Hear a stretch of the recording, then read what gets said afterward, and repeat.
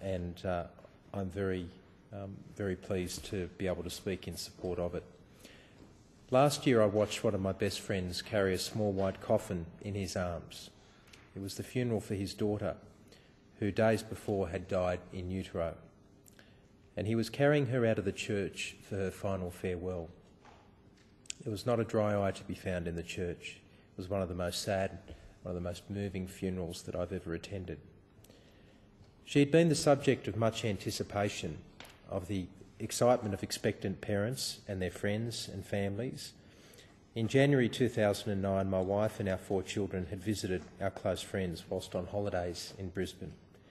We exchanged stories about their hopes for their child and our experiences as young parents.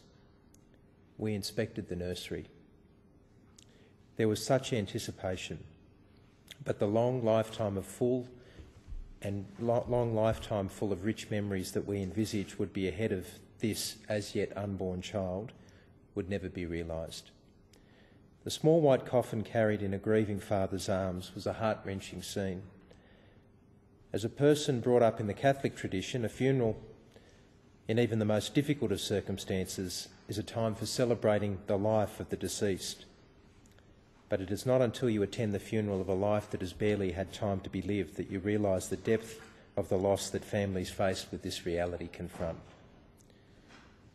As my grandfather, who survived one of his own children, once confided in me, there is no greater loss you can feel than attending the funeral of one of your children. In Australia in 2007, there were 1,676 deaths of babies at some stage during pregnancy, and a further 856 deaths of babies within the first 28 days of life.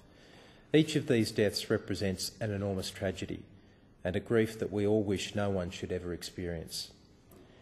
To lose a child, particularly a child who has died at the very beginning of his or her life, is a wound which does not heal for parents.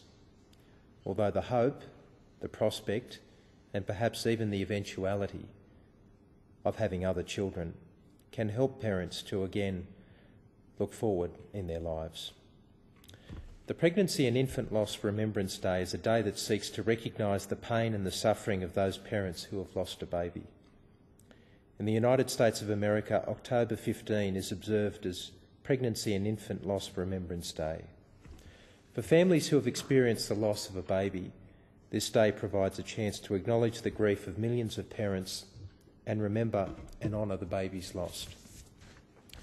People are invited to light a candle at 7 p.m. on October 15, no matter where they are in the world, and keep it burning for an hour to create a wave of light across the globe in memory of the babies lost to us. For my good friends who lost their daughter last year, Pregnancy and Infant Loss Remembrance Day has represented a way to connect with others who have experienced the same grief. My friends recently wrote to me, and I'll read into Hansard their words. The day we found out our daughter had no heartbeat and had died in utero, a piece of ourselves also died, our hearts broken, our dreams shattered, our lives changed forever. We became part of a select, far too often ignored and hidden community of bereaved parents, each of us struggling to put our lives back together, to integrate the death of our children into something resembling a normal existence. Every phone call, every message, or simple gesture recognising our daughter as part of our new lives help us move forward in our grief. Last year we participated in our first IPIL Day and Walk to Remember. Friends, family and the greater community all coming together to remember and honour the far too many babies' lives lost. IPIL Day enabled us to feel the love and support of our wider community again. Words can do so little to soothe the pain that a parent feels at the loss of a baby, but Pregnancy and Infant Loss Remembrance Day provides a way to share that loss and know that others are walking down the same path.